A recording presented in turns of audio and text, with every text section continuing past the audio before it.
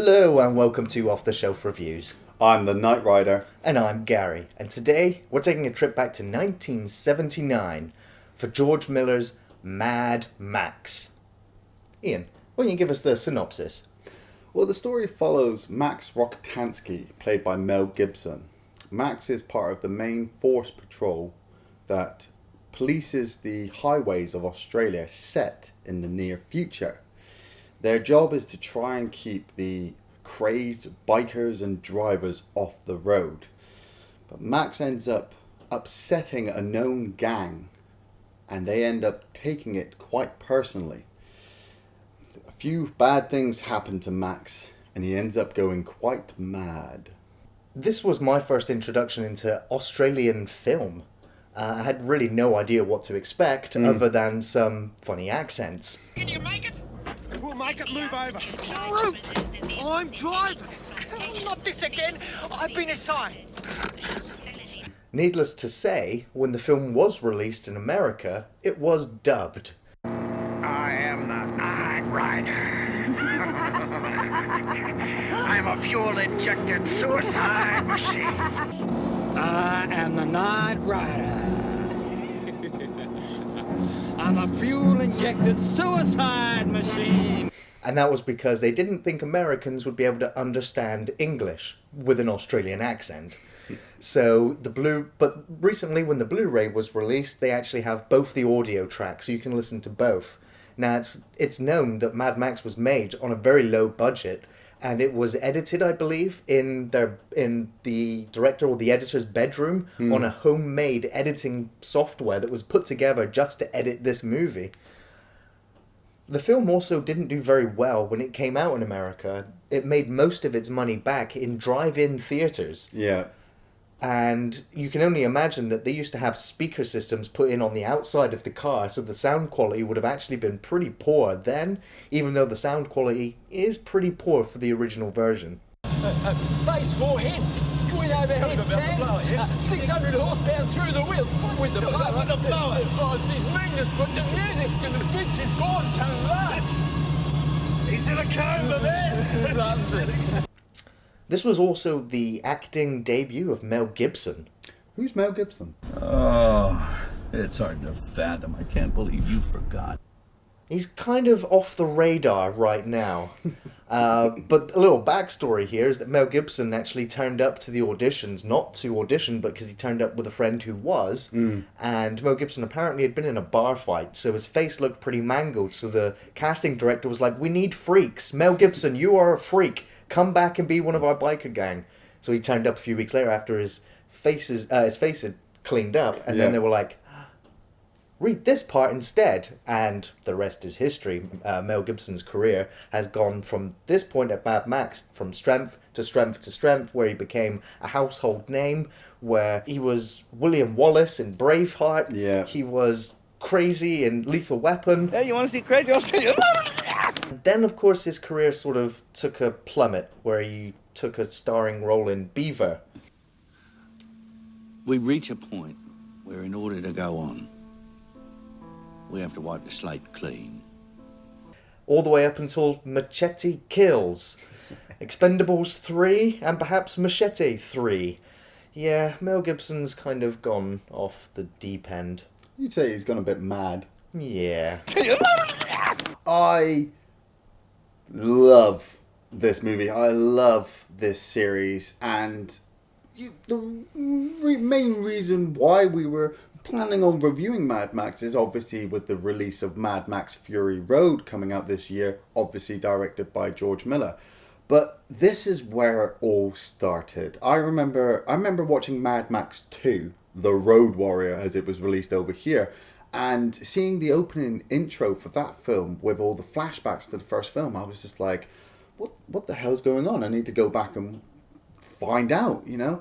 And so I went back and I watched the first movie and just blown away. Just the opening sequence in itself is simply amazing. You have an escaped convict bombing down the road as fast as he can in a souped up V8 Interceptor being chased by other police patrol officers. There are crash sequences all over the place. There are cars screaming past little children, and then you have the face-off between the Knight Rider and Max.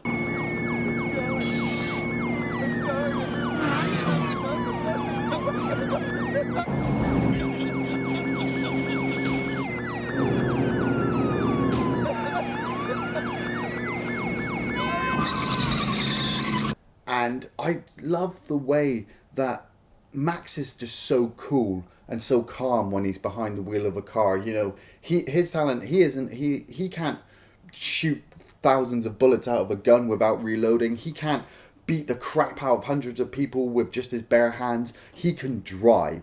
And when he drives, people die.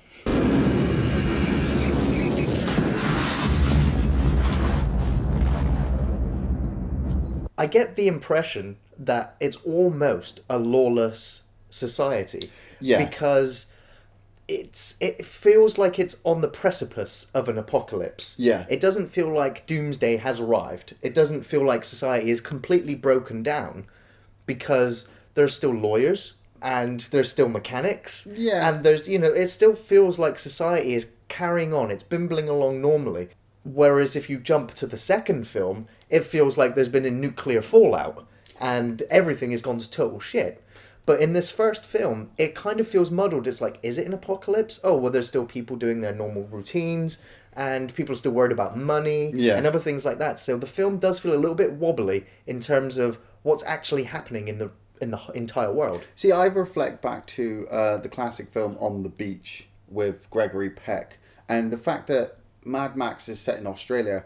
If an apocalypse has happened, if Armageddon has happened to the rest of the world, Australia is kind of the last place that it will happen. But yeah, the lawless bikers, they're just on the road. They're killing and maiming and raping and just destroying civilization, because, you know, you get the feeling it doesn't exist. I like the look of the halls of justice. The halls of justice, you've just got this kind of mangled rusty sign, and then you go inside the police station and you're thinking to yourself, how are these guys still working? You know, why haven't they quit? But it's like Max says, you know, he's trying to be a good guy, you know, but he's being pushed so far to the edge, he's starting to enjoy what he does. And he doesn't know if he's a good guy anymore just because he wears a bronze badge. I'm scared, FIFA. You know why? It's that red circus out there. I'm beginning to enjoy it. What is this, Bunny Week? Look, any longer out on that road and I'm one of them, you know? A terminal crazy. Only I got a bronze badge to say I'm one of the good guys. Max actually says to his wife when he does go home that, you know, for 3 days he's kind of been out on the road in that car, waiting for another report to come in so that he can go down and hunt them down and stop them and things like that. So, yeah, okay, yeah, you do have that guy at the beginning with the rifle watching those two people, but, you know, 1979, it's not like they had iPads to look up Pornhub and stuff like that. You know, you had to get your entertainment somewhere, especially in the outback of Australia. But they are slightly inept, but that reflects the crashes. I mean, that whole sequence of, you know, the Big Bopper's car hitting a sign and then hitting the wagon and then crashing for a caravan, and you're just like, oh my God, especially the bit where Charlie, you know, he falls back and he's got his hand on his throat. There was like a knife like in the seat next to him. It's like, what? Crashed through the caravan, Yeah. stuff's come flying through, you know, he's took one in the throat. But I want to go to the bikers now. The bikers, as much as I like Max, I always believe in the Mad Max universe, the crazy people are the stars. They are so brilliantly done, especially Hugh Keays-Byrne as the toe cutter and Jeff Parry as Bubba Zanetti. Full of treachery.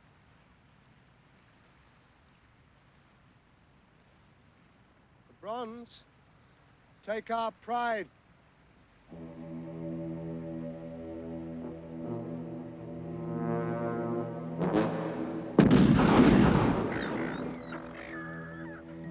You're going to waste the bronze. You gotta do it big. Those two characters themselves, the rest of the bikers are just kind of the dogs of them. You know, Yeah. they follow the orders. You know, they're off the wall. They are fucking lunatics. I mean, I'm pretty sure I remember one of them crawling across a rooftop meowing.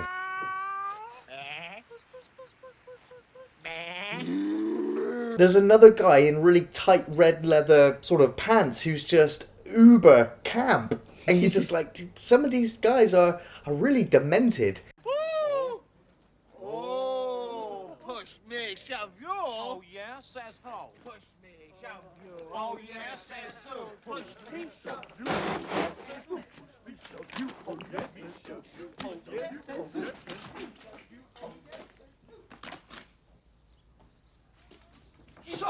Is it just society breaking down that's just causing these degenerates just to rise up? Or is there something else in the water? Well, I reflect back to, say, Vanishing Point.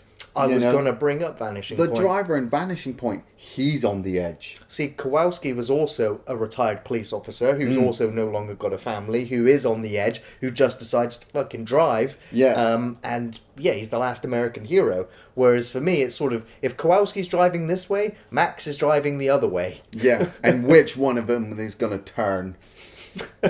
But the toe cutter, he is just, he is such a brilliantly cast character. Well, he's actually a Shakespearean actor. Yeah. So he manages to bring some of that stage gravitas with him to the role. However, I would say that he sort of, in some instances, looks like he's chewing up the scenery because he really, really is overacting in some of his parts. But I'm just like, it's so fun to play crazy. Don't change the subject. Hold it! I was Right there! I hate guns. old lady. I'm just like, you can just feel his presence. You just Yeah. know that all the people around him are overtly crazy. Whereas Toe Cutter is a calm, seething, bubbling font of crazy. Yeah. And you're just waiting for him to unleash it. Yeah, you don't want him to unleash it, because when he unleashes it, it's not just him. It's the 17 other guys that he's going to unleash onto you. And this is majorly reflected when they go to the town to find the Knight Rider's body. And the couple try to escape in their big red hot rod. And the toe cutter just whistles and everybody just stops doing what they're doing, jumps on their bike, they chase after the couple. And it's such a terrifying scene.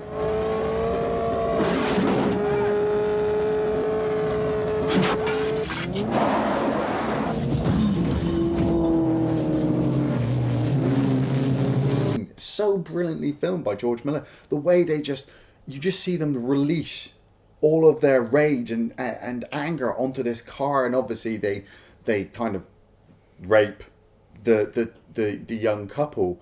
But I like the way that later on, once the cops have turned up and they've dealt with the aftermath, you see Bubba Zanetti outside the halls of justice, and that little kid says to him, like, "Hey mate, do you know what happened to this car?" And Bubba Zanetti just goes, Hey, mister, what happened to the car? What do you think happened? Looked like it was chewed up and spat out.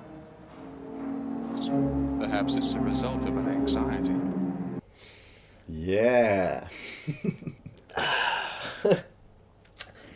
I also want to bring up something, that this is called Mad Max. Right. Although Mad Max feels like a bit part this entire film. He does turn up in the beginning to deal with the Knight Rider. Yeah. But then most of the rest of the film, from that point on, follows his partner, Goose. And we follow Goose, who's riding around. Goose, who gets upset that the justice system is corrupted, where these lawyers can come and take these criminal people out on technicalities. Yeah. It's a pretty excellent scene where he's just driving along on his motorbike. And there's just so many scenes with him. And it's only when he gets dealt with by the biker gang, because they're pissed of what happened to their friend, that they get some revenge. And the goose gets cooked. Harsh.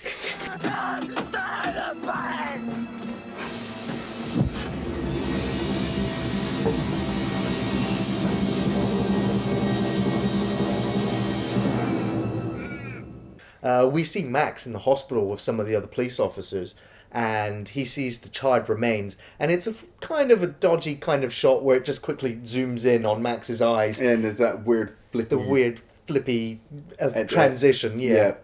And that there is sort of the justification for Max to go, right, I quit.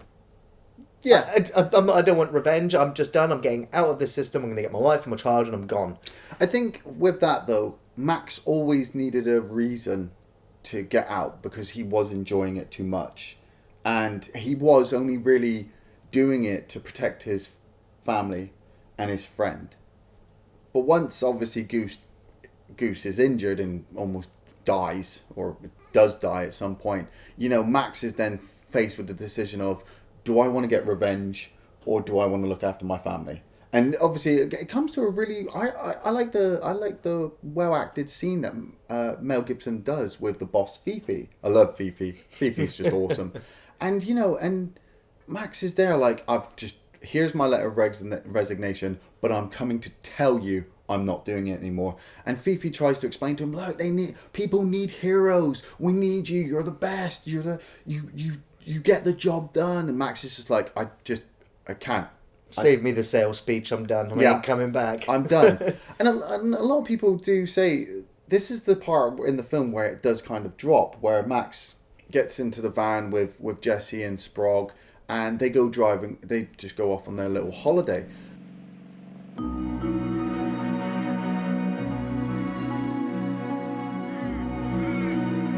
This is the uplifting point that will drop you down later on. You know, they get out, they start to enjoy the surroundings. Obviously, you kind of do forget that there is an apocalypse supposedly happening somewhere else, because you've got all these brilliantly wide green parts of Australia, and they're jumping in rivers, and they're having little talking points of Max talking about his family. And then she goes off to get ice cream. Yeah. This is where the film takes a big turn, because Jesse and Sprague run into the toe cutter, and I sometimes think, you know, could she have dealt with that situation differently? And then I watched it and I'm like, no, she handled it pretty well.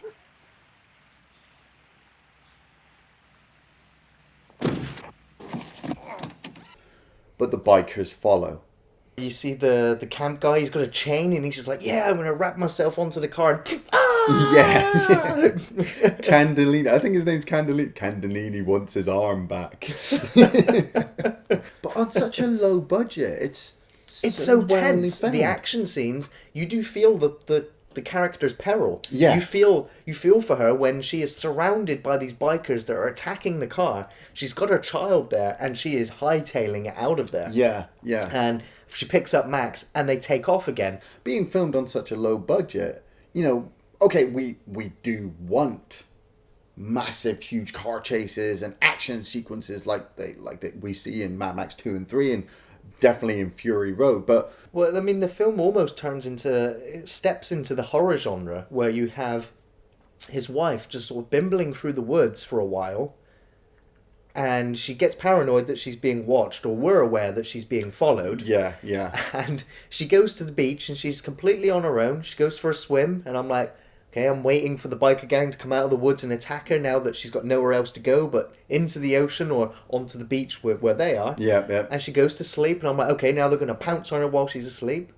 Nope. And then she wakes up, and I'm like, okay, now they're going to pounce on her now that she's disorientated.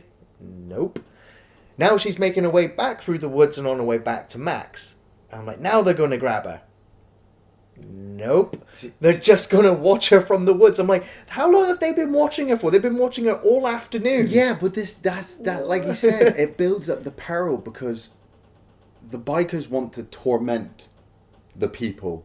You know, they've spoken to the mechanic. They found out possible directions that they've gone. You know, I've never been to Australia, especially the outback, but I can't expect it's like a sprawling metropolis out there. You know, so the bikers were bound to at least get a clue of where they were going to be. And yeah, in a kind of horror aspect, there you see them hiding behind the trees, making noises, tormenting her, because, you know, they're like, look, there's like 15 of us and there's one of you. We've just killed your dog.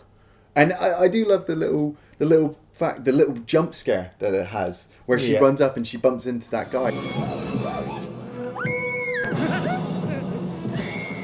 And she's absolutely terrified, and that alerts Max, who's still back at the house, and he comes running down, and she's absolutely terrified, and then you realise the bikers have the baby. This builds up to not my favourite scene. It's no way my favourite scene. But it's very well handled. It's definitely the most memorable scene I find in the whole of the Mad Max series. It's the scene. This sequence is what turns Max mad, and kudos to George Miller and the camera work and the editing that he put into this sequence.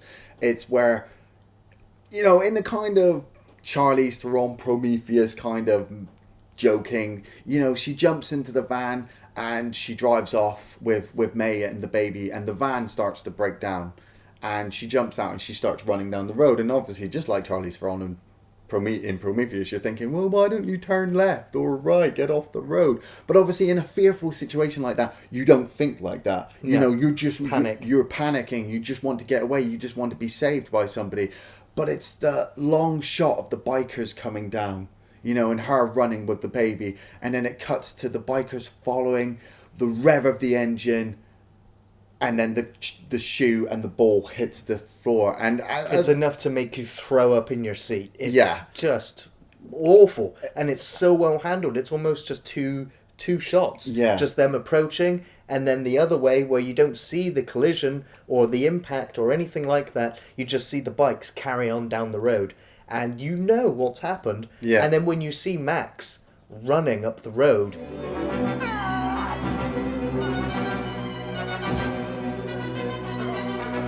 and you hear him crying out, you don't see the carnage or the mess. You don't need to. No. Just like you didn't need to see Goose charcoaled in his bed. Yeah. You don't need it because your imagination it's there, it's painted, and Max at this point is now just Mad Max. Yeah, he's just gone now. His friend is dead. His wife and son is dead, and he just wants revenge.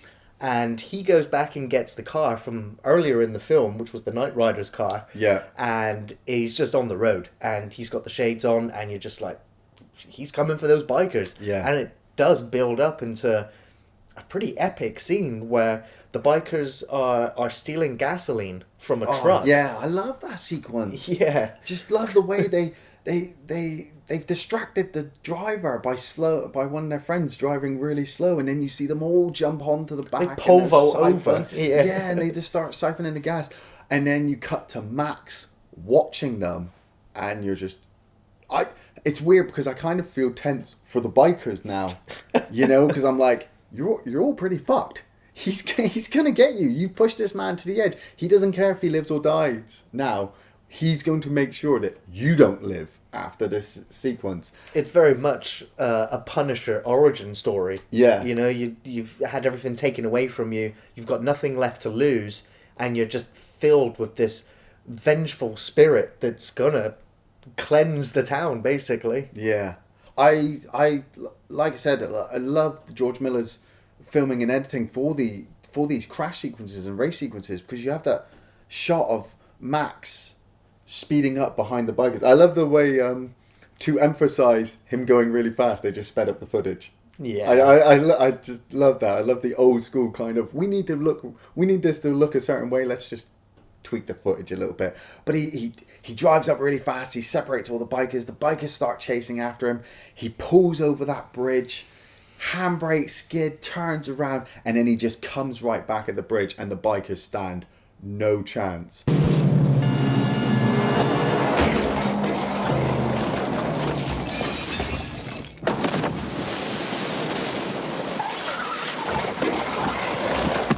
Oh, better be a well-paid stunt man, or that's gonna hurt.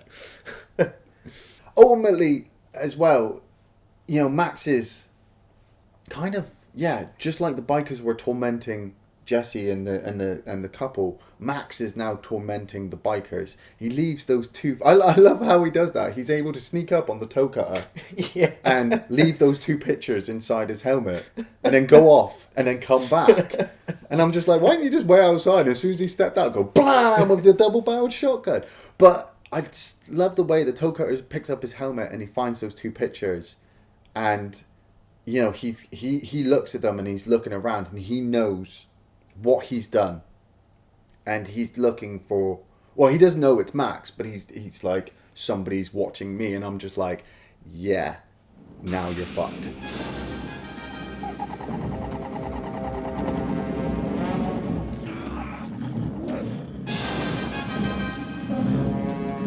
There are so many memorable moments in Mad Max. It's so easy to see why it's on everyone's film list for some reason or another. Yeah. One of my most memorable moments is right at the beginning, and it is the tension that is so palpable when the biker gang turn up, where everyone's sort of coming out of their houses or homes and just watching to see what's going on. Yeah. And there's almost like a dread silence over the entire town once the biker gangs have turned off their engines. Yeah. And you just like, it's like the old West, you know, when the outlaws come in on the horses, you just know trouble is coming. My other favourite moment is when May she's got her antique shotgun, and she's surrounded by the biker gang who thankfully are unarmed. Yeah. They don't have firearms, and she manages to get them all locked into her shed. And I loved seeing that actress. She was one of my favourite characters in the TV series Prisoner Cell Block H. Yeah. So seeing her in Mad Max I just loved that moment. Anyone so much as breathes out cheesy. My most absolute favourite scene is after Max has dealt with the gang and dealt with the toe cutter in such an amazing way.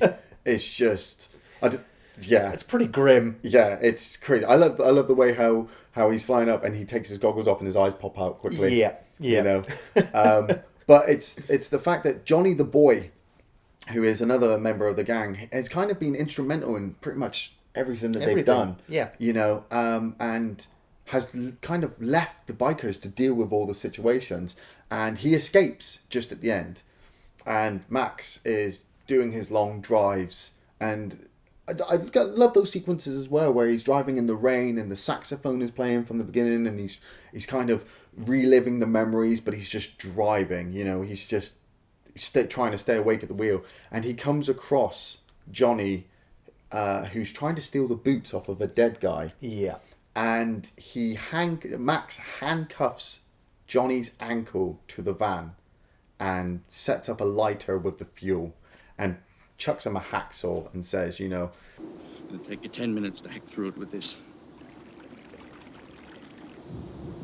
Now, if you're lucky, you could hack through your ankle in 5 minutes.